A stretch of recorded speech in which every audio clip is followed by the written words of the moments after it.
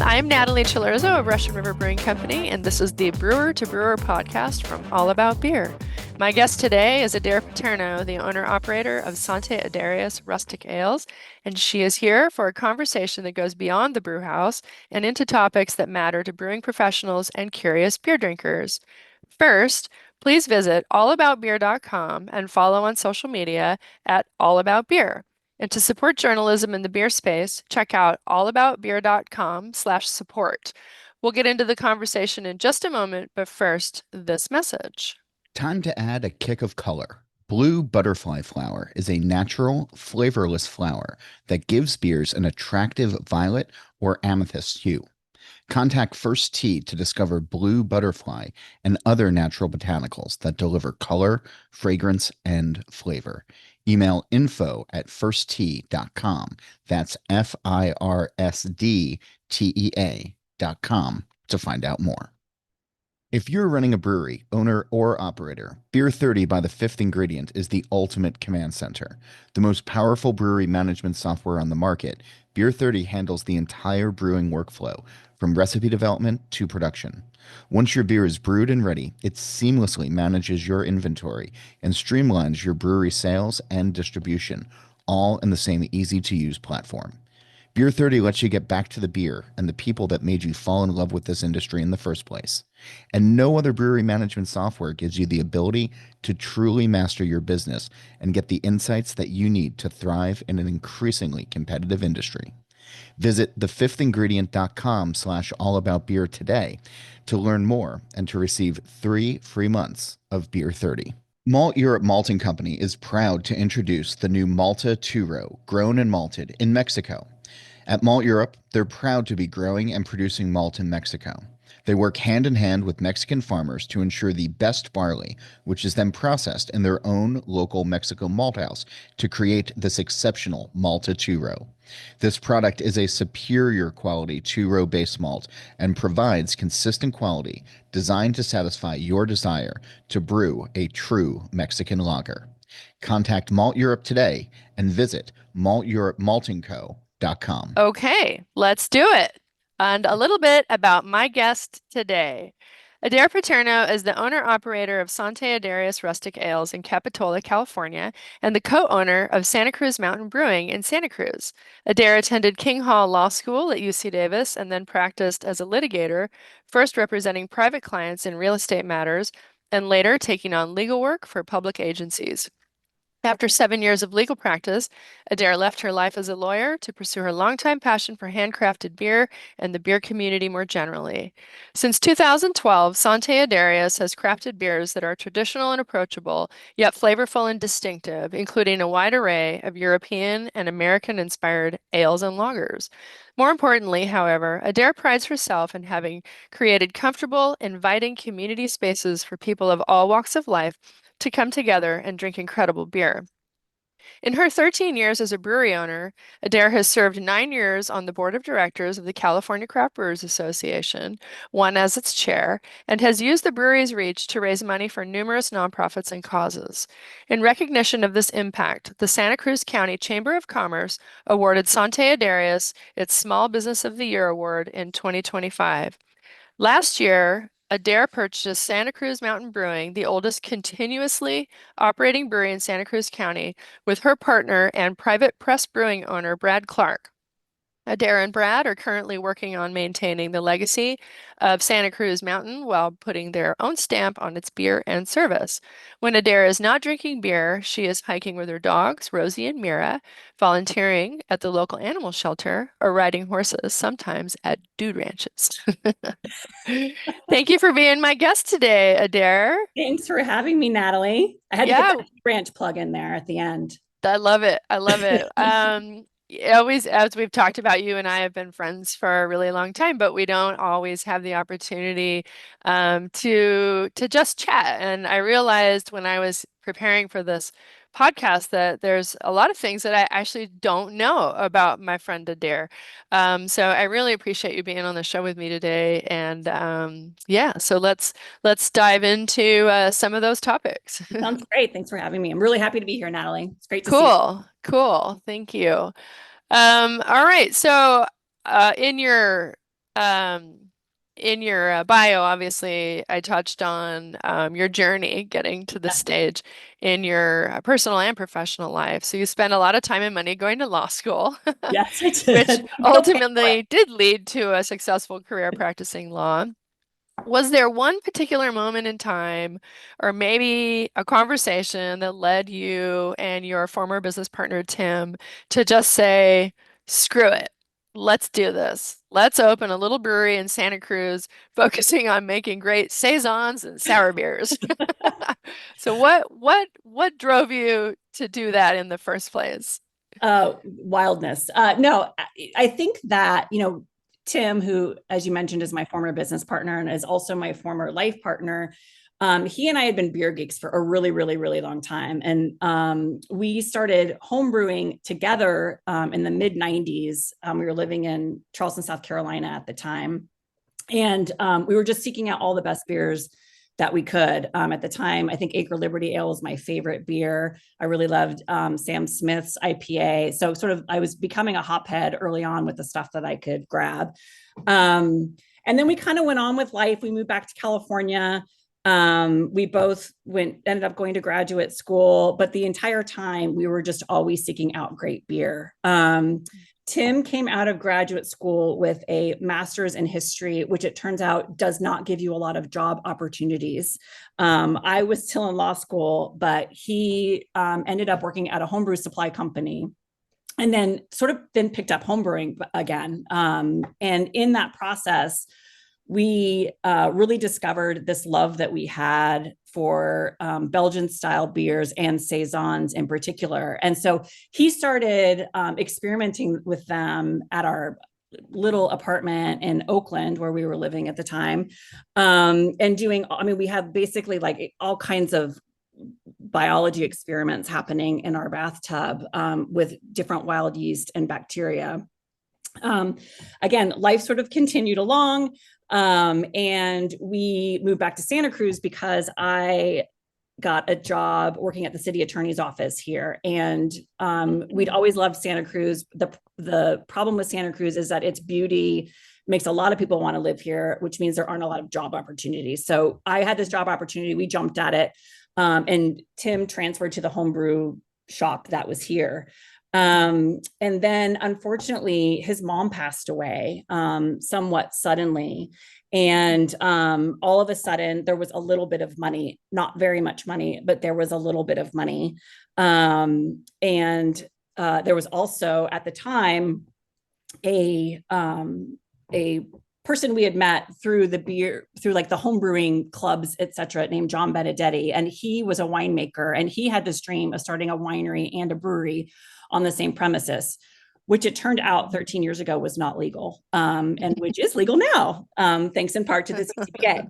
And so we kind of partnered up with John. And when it turned out that we found out that we weren't going to be able to do this, it just became me and Tim, and we decided that we were going to start this little brewery in Santa Cruz, and that our focus was going to be Belgian style beers and saisons in particular, because honestly, that was our passion. And it was, I think, what felt like was missing in the kind of California beer scene. I mean, a lot of people were making sour beers, but not a lot of people were focused on the saison style at the time. And we were really inspired by, of course, classics like DuPont, but then also crazy saisons from the early, from like Fantôme, and things like that. And so we really wanted to try to replicate that here in Santa Cruz. So I guess that's sort of my long-winded way of saying no. There wasn't like one moment in time.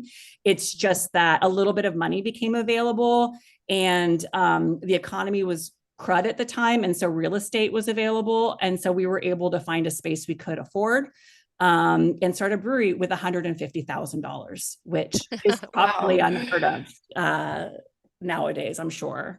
Wow. Well, that actually really sounds like a very kind of normal journey. It's basically just a home brewing habit that gets out of control, or a Yep. hobby that becomes a habit that then gets out of control, and you get bit by the bug, right? You do, yeah. And you just Literally. sort of chase it. I mean, Santa Cruz too is one thing I love about it, but it is also frustrating about it is we're always about 5 years behind the greater Bay Area. So we had been living up in the Bay Area and we moved back to Santa Cruz, and there really wasn't beer that we could buy down here that that was super exciting to us. We had access to all this great stuff living in Oakland, in the East Bay. I mean, City Beer had just opened when we lived up there. The Trappist had just opened, and beer was really taking off. And we moved back to Santa Cruz, and we kind of had to build what we wanted, in terms of a place to be and beer that we wanted to drink.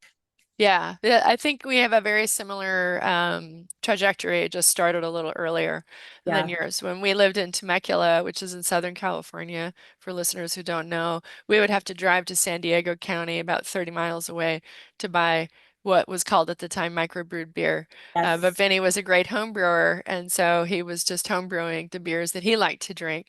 And then Yep. eventually, same story, got some money to be able to take the passion to the next level. And again, brew, brew what you like to drink, right? Yep. Which is a very, very common story among brewers, is you brew what you like to drink, Yep. and the rest will follow. Yep. Speaking of Temecula, just as an aside, I lived in San Diego when Blind Pig Brewing Company was in Temecula, and I lived close to Livewire. And Livewire, which is, for listeners who don't know, is a great little divey beer bar in San Diego. And that was our local, and we would go there and drink Blind Pig IPA all the time when we were Yep. in San Diego. Livewire was the very first Blind Pig draft account in Wow. 1994. So Vinny Yep. opened the brewery in 1994, and he has a great story that he can share himself about selling the first kegs of beer to Sam at Livewire, and there's still a wonderful account to Yeah. this day. It is still a great bar. So he's a little Yeah. plug for Livewire. Yeah. Yeah, that's really cool. Look at that. We have a connection 30 years ago. We didn't 30 even years know ago. it. Yep. Didn't even know it. Yeah. Cool. All right. I like this next question, but I can't. There's only a few people that I can ask Yes. about it, and not everybody can relate, but I know that you can. So let's talk about being a brewery owner, but not one that actually physically brews the beer. Right. So collectively, you and I are included in this broader category of brewer, such as the name of this podcast, Brewer to Brewer, but we're not actual brewers. But you and I rarely put on rubber boots and actually brew beer. Right. I'm often asked, and usually just like this, so what is it that you do all day if you're not a brewer? Do you get this question as well? And if so, how do you respond? I don't think that I get it the exact same way, but I do get it. Like, oh, you don't make the beer, kind of what is your involvement then? And I don't think that people really fully understand maybe what all goes into being a brewer, being a brewery owner, and running a brewery. And it takes a whole lot. And standing up on the platform and making wort, and seeing that process through is just one really small piece of it. And I think honestly, some small breweries suffer because they are so only focused on that piece of what being a brewery is, that they forget that it actually is a manufacturing business, and that you have to have some amount of business acumen to manage a bunch of people, follow all the laws, make sure that you're paying people properly, and that you're following HR guidelines. There's so many working parts that go into a brewery, that I do all of those. And now that I own the brewery by myself, I'm probably even more involved in the production side of things than I ever was before. But there's a whole lot that goes into running a brewery, and I do feel that sometimes the person who is doing the work that supports the whole rest of the operation doesn't necessarily maybe get the credit that they deserve. Yeah, I like to compare it to I'm the drummer and Vinny's the lead singer. Yep. Oh, totally. I Yep. actually remember an interview you gave one time, and someone asked you a question that maybe wasn't what do you do all day, but it was something about, your relationship to Vinny and what you do at the brewery. And you were like, well, who do you think signs Vinny's paycheck? I mean, Somebody has to sign Vinny's paycheck. Somebody has to make sure that everybody gets paid. Yeah. Yeah, I think I think when the general person just doesn't know the about how to run a business or a brewery and just everything that it takes. I mean, at the end of the day, probably the smallest department on our staff is actual brewers. Yes, Right. that's true. I have about 20 at Sante Darius. I have about 26 employees, and only 4 of them are brewers. Exactly. Everybody else does something else, Yeah. And those people are just as important as the brewers are. Yeah, 100%. And I wonder if you have a little bit of a leg up on that department because your brewery is your namesake, Yes, right? yes, it is. I think that might be the case. There's a long story about the name that we don't need to get into today, but I will say that part of the name, the Sante piece of it, actually came from John Benedetti, and he makes lovely wines under the Sante Arcangeli label. So the name was sort of a blending early on, but when that initial business model didn't come to fruition, we just sort of went with the name. I think it's great. I like that it kind of breaks from tradition of the something brewing company. Yes. And I think it's really cool. And now, it's kind of become this acronym of Sarah or Sarah. It's really cool. So good job on that. So how many locations do you have now? You've got So I have 3. I have our original brewing facility, which is in Capitola. Which is sort of the southern part, not fully southern, but kind of mid-county, southern part of Santa Cruz County. And then in 2017, I opened a second taproom location, and that's in Santa Cruz proper. And that was, I listened to your podcast about opening the Windsor Brewery and needing to sort of relieve some pressure on your taproom. And honestly, that was the impetus for opening that space. One, we needed more space for our barrels. So at the time we used part of that space as our barrel room. But our original tap room, I mean, our brewery's in a little industrial area. The tap room space was not very large. We didn't expect to be particularly popular. And when mixed fermentation beers were really gaining traction and were really becoming super popular, we were getting lines, before we even opened to buy some of our releases. And that was impacting parking. That was impacting the neighborhood that was around us. I had to work with the city to widen the road to create more parking. And so we really needed to relieve some pressure on that tap room, and also to provide a different experience. I mean, the tap room experiences, those 2 locations, actually all 3 locations, but at the time, those 2, they're very, very different experiences. I have a food program at my Santa Cruz location. I don't have that in Capitola. So that was in 2017. And then I was approached by Aaron Porter. This was probably 2021. He was by then the sole owner of the Trappist. And for people in the Bay Area might know, the Trappist was this really beautiful Belgian focused beer bar in Oakland, right in downtown Oakland. And I lived right up the street from it when it was opening. And I used to run by it every single day, looking in the windows, when is this place going to open? So for me, the Trappist has held this place in my heart for a really long time. And Aaron decided that he was going to move on and do something else. He had since had a few kids. His license that he had there was a license that didn't allow children to be on the premises. And so he wanted to go start another more family-friendly business with his wife, where the kids could come and it could be sort of, a family-run business. So he said, hey, I think your brand would fit really nicely in this space. And I was not honestly looking to do a third location at the time. And I feel like a lot of choices I've made, I wasn't really looking for them, just sort of a door opened and I stepped my foot into it to see if it would potentially be a good fit before I walked through it. And I ultimately decided to take over the space at the Trappist. So now I have a location on 8th Street in downtown Oakland as well, which has been great, but it's also been challenging. I mean, Oakland, like a lot of big cities, really has struggled to come back from the pandemic. We are right downtown, and people don't go to offices that much anymore. I mean, I'm in my house right now. Normally I would be at work, but Yeah, same. sitting here next to my house, and people are, doing a lot more work from home. And the Trappist, before the pandemic, really had this amazing after work crowd from all the businesses that are in downtown Oakland. And just no one's in those offices anymore. So that location has been a challenge for us, but it has been really awesome to work on it and to try to figure out ways to get people to come. And once they do, they love it and they come back. So that's been our little long-term project.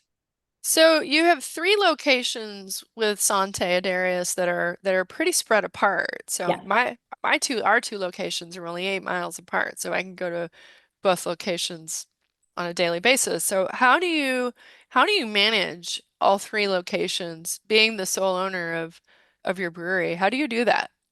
It's really hard. So Capitola and Santa Cruz are actually probably about 10 miles apart. So I can hit both of those every day if I need to. And one of them, the Santa Cruz location, is actually pretty close to my house. So I will frequently hit that one on the way home, even if I have nothing I need to really do there, but just to pop in and make sure everything's going okay, say hi to some customers and my staff, and usually grab a 4-pack of beer from the cooler to take home.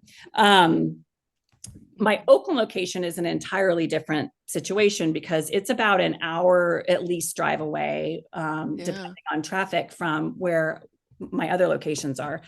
And Ruben Dominguez had been the manager of the Trappist for about 8 years. And before he even agreed to take over the space, he said that he would stay on and manage that location for me. And honestly, without that, I probably would not have agreed to, or, I probably wouldn't have pursued that opportunity. So I think really having an amazing manager to manage your spaces is so important, particularly when you can't be there.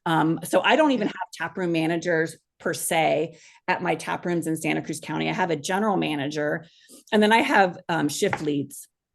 And my general manager oversees sort of both of those locations. Actually all the locations, but I do have an actual taproom manager up in Oakland, since I can't be there as often as I can be at the other locations. Yeah, I think that's a wise decision. People always ask us, when are you going to open a 3rd location? And the answer is, of course, never, because like, how would I control that? I don't understand. I can barely manage 2 locations, let alone more. Well, hats off to you for doing that and on your own. You're a superwoman. So since we have established that you and I are not actual brewers, but we are brewery owners, how involved are you on the production side, such as recipe development, testing new products, hop contracts, sensory? All of that. I am more involved in the mixed fermentation side of things than I am in the clean beer production side of things. So for people who don't know, our brewery, we're very small. We make about 2,500 barrels of beer a year, which is a little drop in the bucket. So barely any beer. And 600 of that is mixed fermentation beer. So actually a pretty good amount, just from a percentage base, of the beer that we make is mixed fermentation. And that some of that is barrel aged, some of it is not barrel aged. All of it is either bottle conditioned or keg conditioned. So we don't force carbonate any of our mixed fermentation beer, which means we have to rent a lot of real estate to condition beer. And so we have an offsite warehouse for that. So on the mixed fermentation side, I have a brewer who that's sort of his main charge. And anytime he thinks a barrel is ready or multiple barrels are ready, we go through and taste, and we taste different blends.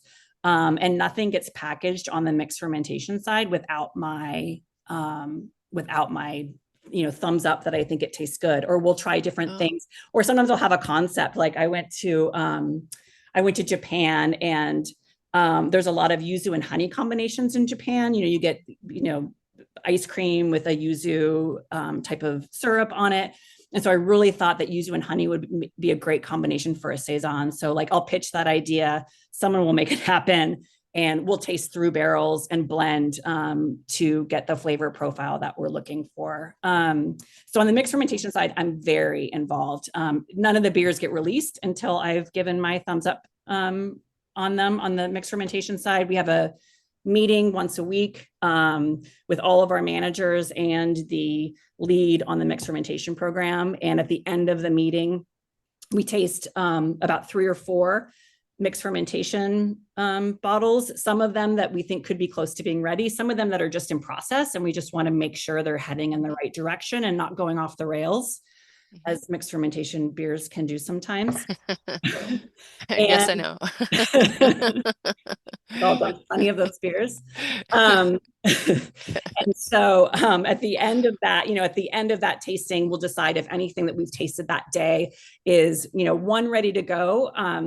2, if it's not ready to go, when should we taste it again? 3, is it so good that we think it should be part of our membership club, because we have a membership club that is all mixed fermentation focused. So again, in that side, I feel like I'm very connected. On the clean brewing side, ales and lagers, mostly I would say IPAs and lagers. I mean, as we all know, IPA is kind of the name of the game. With 3 tap rooms, we do have to, though, provide, I think, a wide array of choices for people. So, we make a number of IPAs, we make some hazy IPAs, we make lagers, but we also usually have like a Belgian style table beer on, or a non-mixed fermentation saison, or a brown ale, or just a porter, a large mix of beers. And those beers are pretty dialed for the most part. I would say that I'm involved in helping to come up with new ideas for them, but I'm not as involved in the sort of production of them the way that I feel like I am with the mixed fermentation program. Sure. Yeah. In terms of hops, we're pretty small, so we don't get to go select hops with YCH. We're not big enough for that. We do work with Hollingberry Farms, and they let us select. And I did that selection last year. Brad went up with me and we selected hops, and we do hop selection with freestyle hops down from New Zealand. So I am involved in sort of the hop selection process and the contracting process, just because that is really also a production and numbers game as well. Yeah. So, wow. So you are even wearing more hats.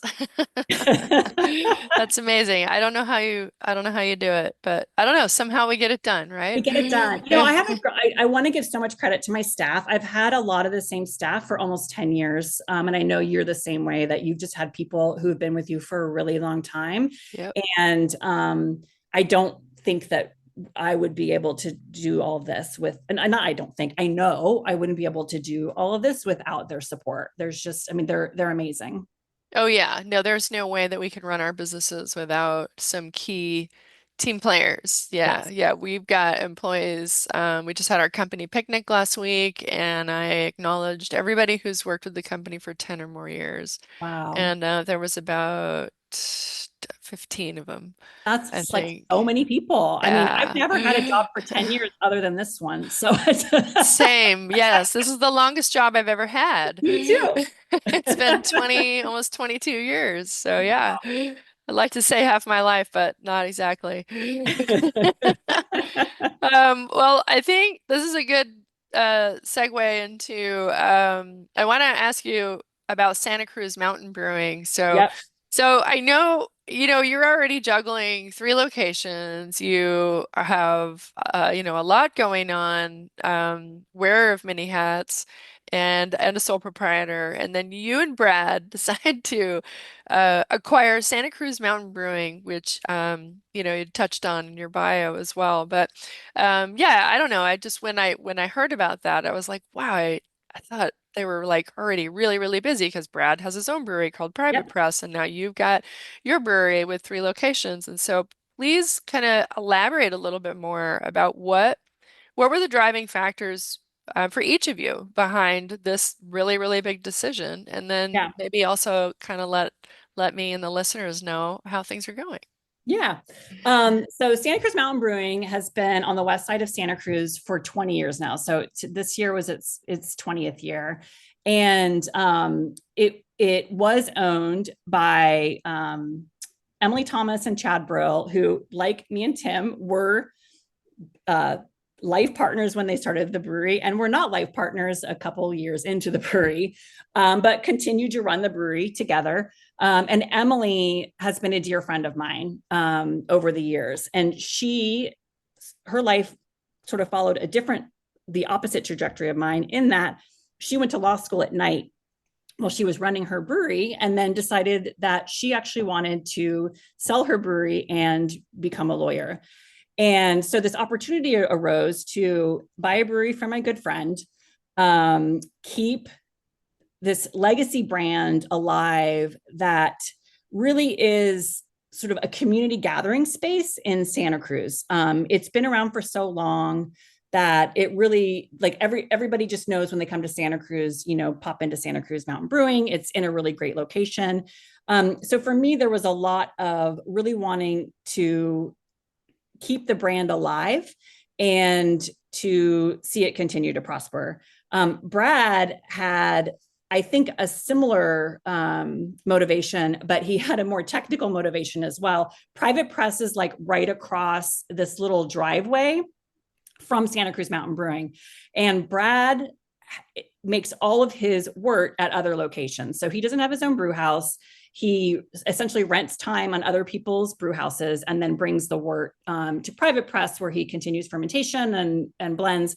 And so this was going to be an opportunity for Brad as well to be able to have access to a dedicated brew house, which he has never had before. So he did a lot of his brewing early on up at Faction Brewing in Alameda, which was great, but he'd have to wait till he could fill up enough barrels to fill up a truck, and then have that truck drive all those barrels all the way down to Santa Cruz. And that also presented its own challenges. And so for Brad, this has presented an opportunity to to be able to make Private Press beer much closer to home. So it sort of serves two purposes for us. And again, a lot of the staff was willing to stay. I think that was a big motivator, including Chad, who was an owner of the brewery, is now one of our employees. So we have half of the previous ownership who is still on as an employee. Wow. So this is part sentimental and part practical, equal Yes. parts. Yes. Equal parts sentimental and practical. That's Yes. great. So Yeah. how are things going there? This is We're how are you? still kind of like figuring honestly, we're really still trying to figure it out over there. I think that it's a much different business than either one of our other businesses. And so not that I expected it was going to be exactly the same, but it's just a much different business. It's much more local. It's much more reliant on, getting people in the door and getting them to have a couple of beers. It's a very different price point. I mean, the brand has a different price point than Santa Adair has. And so we really are still, I think, in those like growing pain stages of understanding how this business works with us. And I have to give it to Brad. I mean, you said that, like, where did I find the time?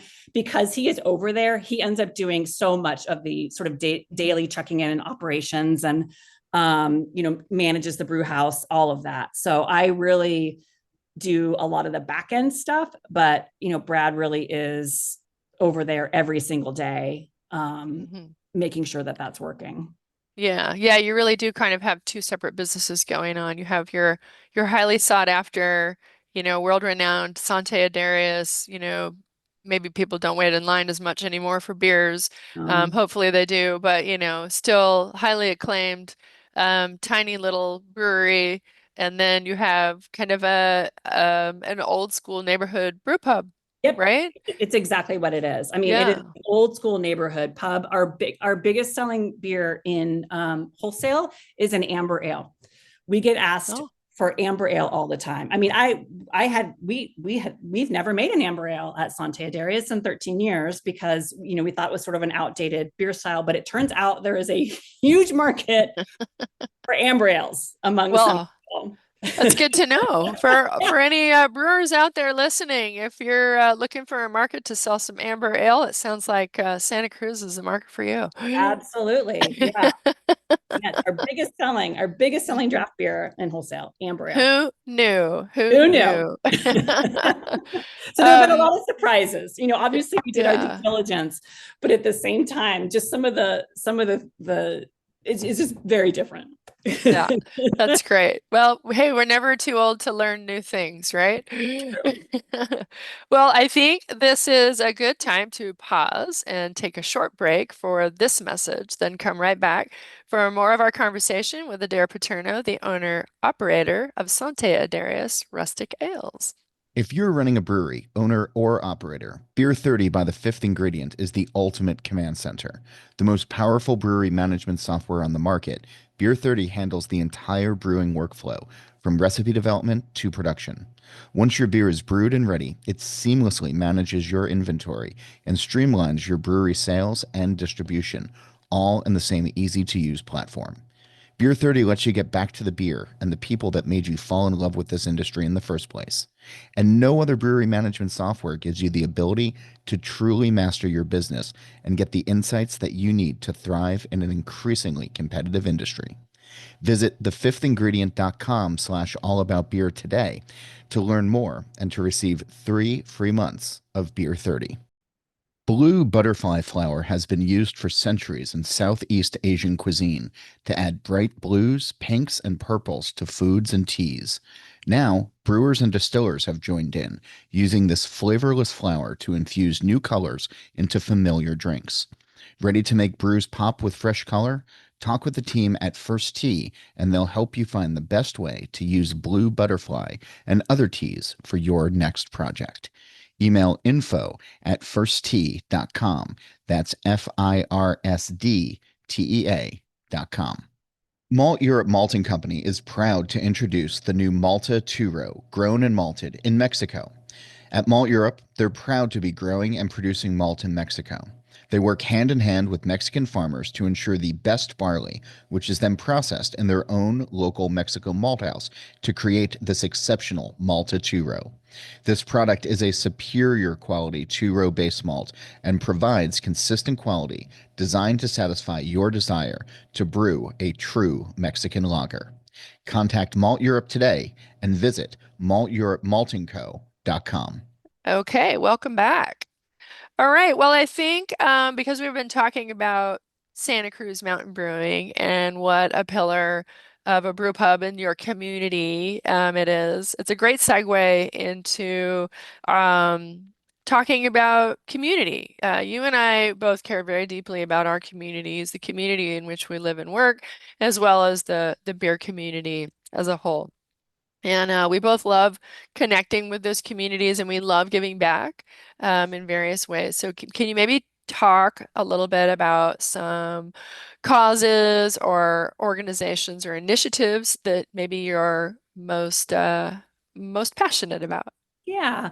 Like you said, like you, giving back to the community, using the brewery as a vehicle to give back to the community is really, really important to me. I'm glad we can actually do that now legally in California. We couldn't for a long time. And that's thanks a lot to Natalie really pushing that agenda at the California Craft Brewers Association.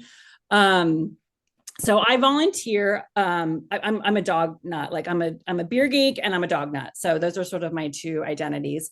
And I volunteer. I started during the pandemic volunteering at the animal shelter in Santa Cruz with dogs. And it became like just a huge passion for me. And so I do a lot of fundraising at my brewery for the animal shelter. We participate in St. Pity's Day, which is this really fun pub crawl that happens obviously around St. Patrick's Day. We usually do something in October that is a fundraiser for the animal shelter, around dog costumes and, dressing your dogs up for Halloween. And then sometimes we'll just, have a night that is, we're going to donate a portion of our proceeds tonight for the animal shelter. That has been just so important to me. We've also we did a lot of fundraising early on for the World Central Kitchen. Yes. Well, yeah. World Central Kitchen. Yeah. Jose Andres' organization. We raised thousands and thousands of dollars for that early on, right as the war in Ukraine was starting. Not that that is local per se, but that was a way that we really felt like we could give back, to stuff that was going on in the world. We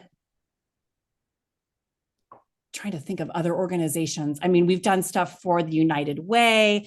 We've had fundraisers for the Boys and Girls Club. There are just so many ways I feel like that you can use your brewing space to raise money for the organizations inside your community and out. We have these businesses that have been good to us, and I almost feel like it's an obligation that we use them for the greater good. Absolutely. And I imagine, I know your community has been impacted by wildfires over the recent years. And have you spearheaded or participated in any kind of giving back to the community, maybe fire victims and there was a beer that all the breweries in the county participated in back in we had some horrible wildfires here in 2020, right around the same time that you were. Natalie and I would actually text each other in the morning to talk about where the smoke was and how things looked. And so all the breweries in the community got together, and Discretion Brewing Company here in Santa Cruz acted as the host brewery. And we all participated in making and selling beer that then went to the fire victims of Santa Cruz County. I've also participated in the efforts like Sonoma Pride and the resilience effort to give back to fire victims throughout the state of California, including the We Love LA initiative that just occurred down in Los Angeles after the horrible wildfires in Los Angeles. I think that the beer community, and it's one reason I actually wanted to be part of the beer community. It's much more community focused than the legal community was today. Shocking. Yeah, shocking. And the beer community is really good at coming together and like really pulling together for people who are in crisis or who are in need. I mean, we do it for one another on a daily basis. I'm sure that people have come to you. When you were little, you went to people when you ran out of ingredients. Now that you're big, people probably come to you when you run out of ingredients. But we've definitely, had to get hops on the, at the last minute from a local brewery, or breweries come and gotten yeast from us.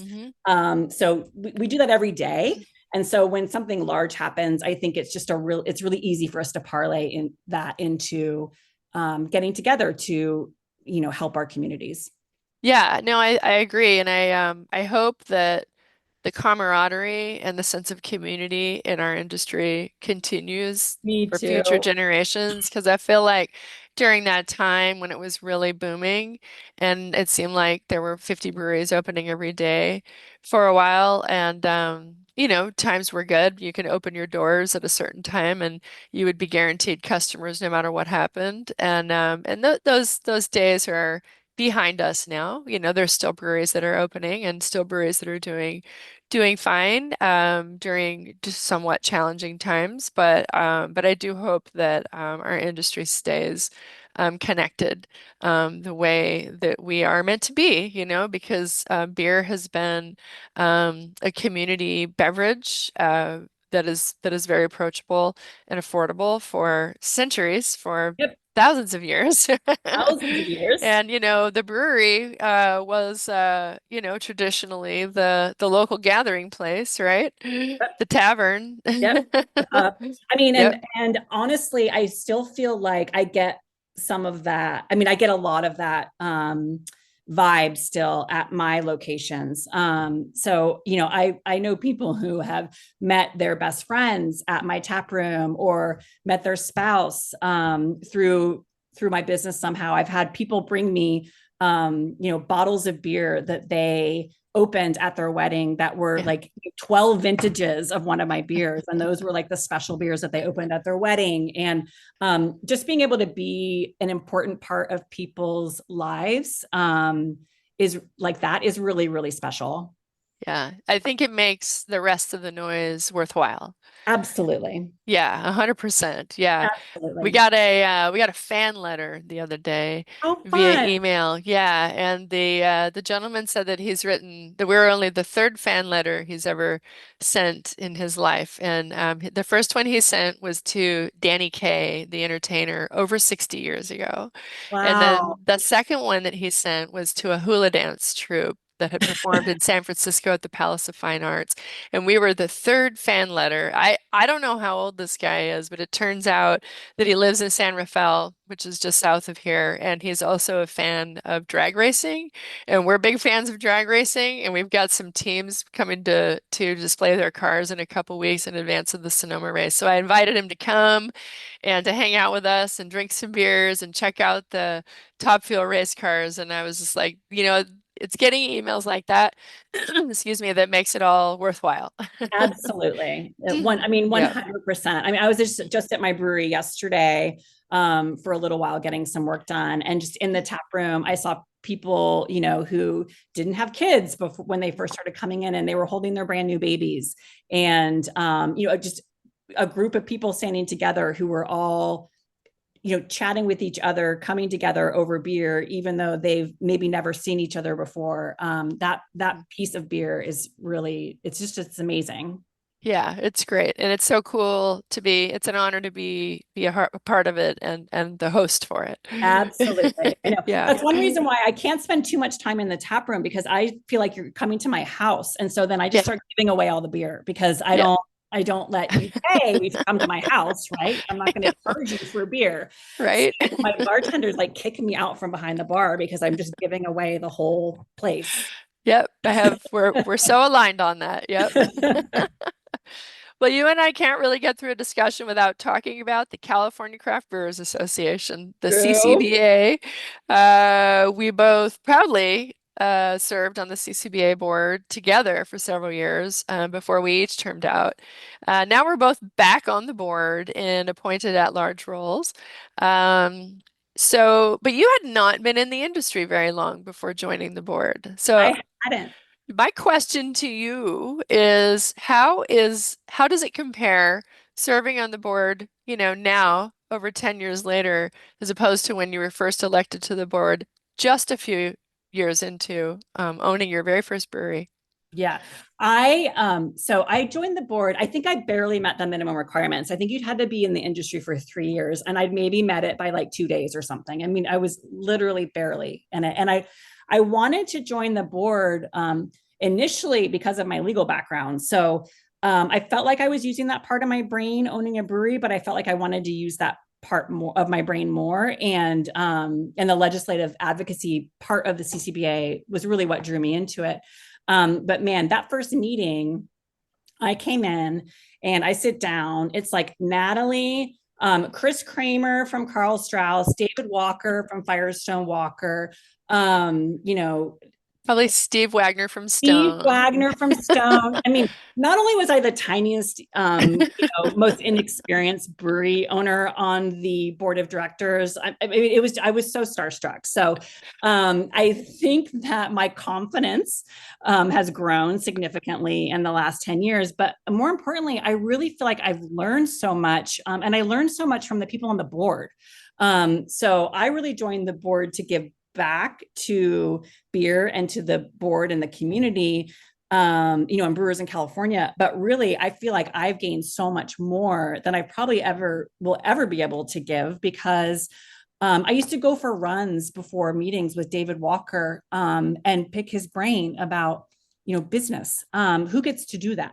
So I just have been able to become friends and acquaintances with some of the most successful, interesting, creative people in the beer industry, and that has just been such a gift. Yeah, I agree. Yeah, I was first elected to the board and was kind of a similar makeup with David Walker and Steve and John Dannerbach from, Fritz Maytag's nephew, and Yes. Ron Lindenbush of Lagunitas, and Yeah. Brian Hunt, and it was kind of the who's who of the beer community back in those days. I was only the second woman to ever be elected to the board. Yeah. I think you were the fourth. Fourth. Yeah. I think I Yeah, was I think you were fourth. only the fourth, Yeah. so it's nice to see some progress in that department. But yeah, I love being on that board. I love giving back to our community as well, and I think that yeah, it's been great having you back on the board too. So I it's have a a lot of great, work. it's a lot of work. I have a great story about being a baby member of the CCBA board. And that was, I joined the nominating committee one year. So for people who don't know, the nominating committee has to interview all of the people who have nominated themselves to run for the board of directors. And I was assigned Ken Grossman. And I'm sure most of you know that I Ken remember this. Grossman helped not only found Sierra Nevada, but he the founder of Sierra Nevada, but he also helped found the California Craft Brewers Association. So I had to interview Ken Grossman about, what his credentials were to serve on the board, why he wanted to be on the board. And I felt it was That was great. I totally remember that. And just so everybody knows, Ken was elected to he be was on the elected. board. Yeah, he was. The Yeah, board of the association that he founded decades ago. I think I was the only person on the board who didn't have a personal relationship with him at the time, and so I think that that's why they or maybe it was like a hazing thing, give the new girl Ken Give the Grossman. newbie. Yeah. See how she does. Sink or Yeah. swim. Well, that's great. So are there any new and exciting things on the horizon for you personally or professionally? Yeah. One of the things we've really loved doing is, working with, we did this before with Manresa, which was a 3-star Michelin restaurant here in the area. And we made an exclusive beer for their tasting menu. And we are in the process of working with a restaurant that's going to be opening in Los Angeles to come up with a really cool mixed fermentation beer for their tasting menu. And so those are really fun because you get to work with a chef who has a vision about what flavor profiles they're looking for. And you have to try to, match it, come up with it, create, beers that will go with it. And so those projects are always really fun for me. So we're working on, we have a saison that we did with Fair Isle Brewing Company that used Bear's limes, which are Persian limes, and they're grown locally here in Santa Cruz County. And some rose geranium that Fair Isle had actually brought down from Washington State. And the chef for this restaurant that's going to be opening, he was inspired by that beer, but he doesn't really like rose geranium very much. So he wants us to work towards using either a Douglas fir component or something similar to that. He's a Scandinavian chef. And so we're working on a saison with these Bear's limes, and we're trying to figure out how best to sort of impart this sort of woody, Doug fir, pine type of flavor without it being overpowering. And so that's been really, really fun.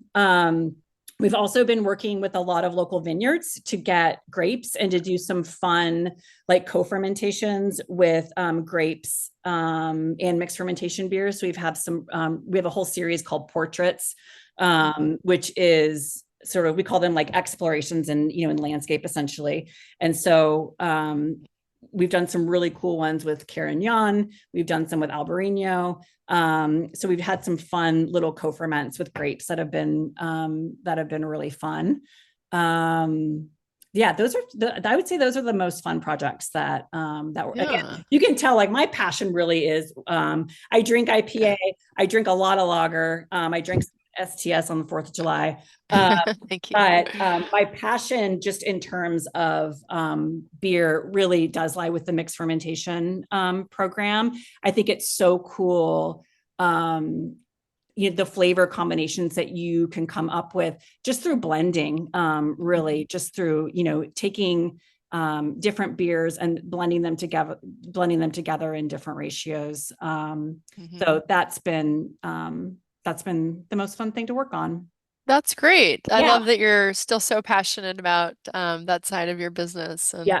I love it. How is Brad involved at all on the Not Sante at all. side? It's just Not let at this, all. it's your deal It's and my deal. I mean, obviously he's my partner. So, we talk about our businesses the way that partners talk about their businesses. And we ask each other for advice when we need advice about, problems or challenges that we might be having. But Private Press is his business and Sante is my business. So, and honestly, it's probably for the best.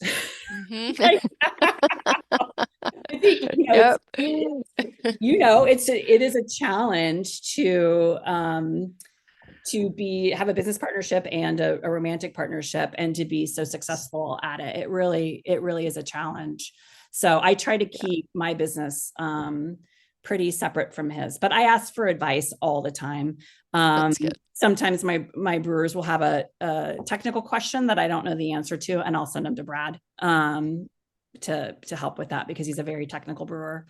Yeah, So that's it is good. nice to have that as a reresource. I think when you're married to your business partner, you don't tend to ask each other as much for advice because you don't want to give them a leg up or you know everything or Yeah, what are they going to know that you don't already because you own the right. same We own the business. same But business. I think that's actually pretty smart.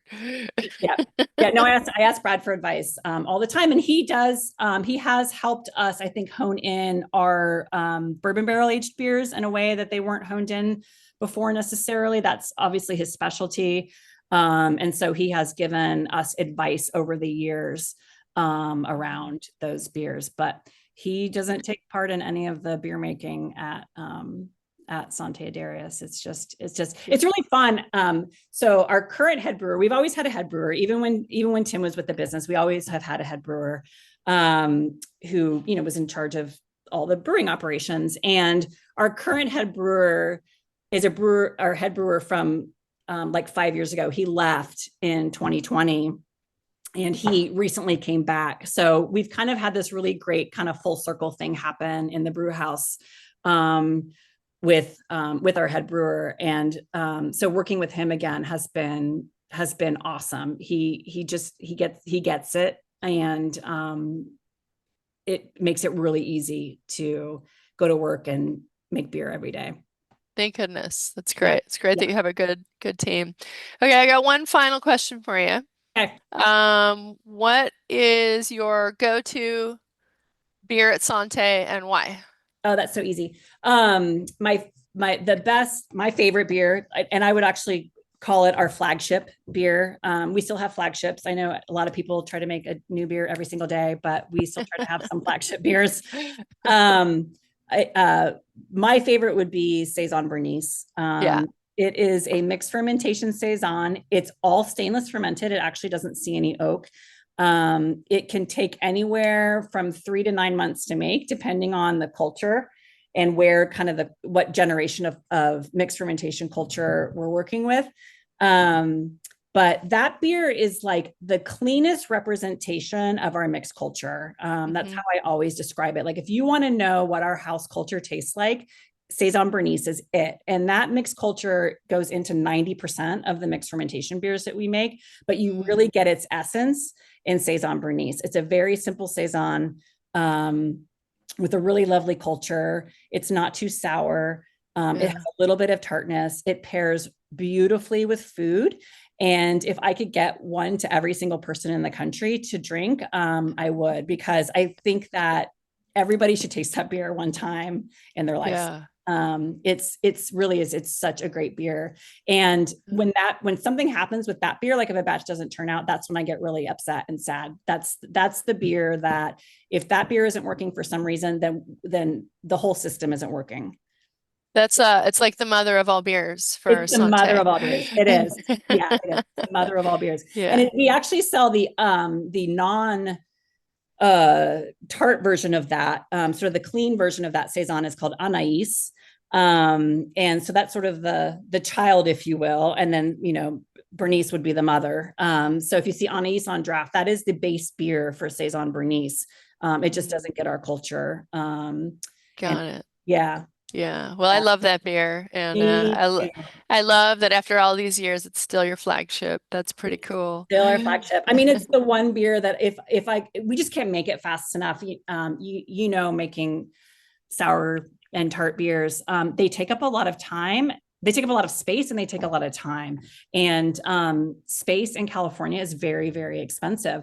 So, I have a warehouse where we do all of our conditioning, but we just don't have the space to be able to make as much of Bernice in particular as I would like to make.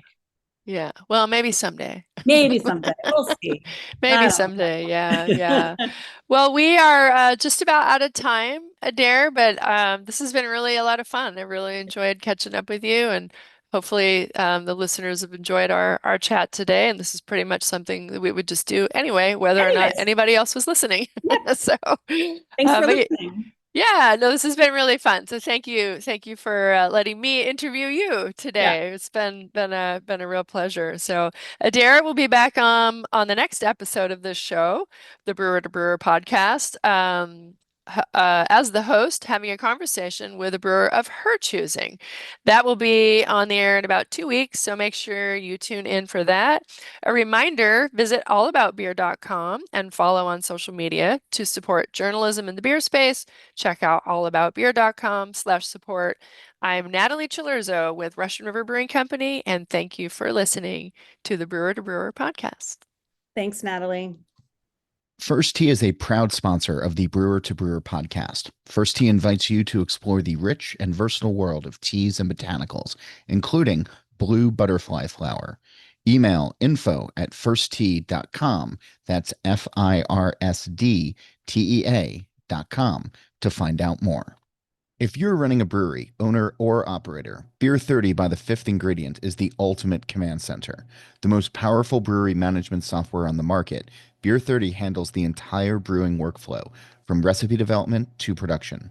Once your beer is brewed and ready, it seamlessly manages your inventory and streamlines your brewery sales and distribution, all in the same easy-to-use platform. Beer 30 lets you get back to the beer and the people that made you fall in love with this industry in the first place. And no other brewery management software gives you the ability to truly master your business and get the insights that you need to thrive in an increasingly competitive industry. Visit thefifthingredient.com/allaboutbeer today to learn more and to receive 3 free months of Beer 30. Malteurop Malting Company is proud to introduce the new Malteurop, grown and malted in Mexico. At Malteurop, they're proud to be growing and producing malt in Mexico. They work hand in hand with Mexican farmers to ensure the best barley, which is then processed in their own local Mexico malt house to create this exceptional Malteurop. This product is a superior quality two-row base malt and provides consistent quality designed to satisfy your desire to brew a true Mexican lager. Contact Malteurop today and visit malteuropmaltingco.com.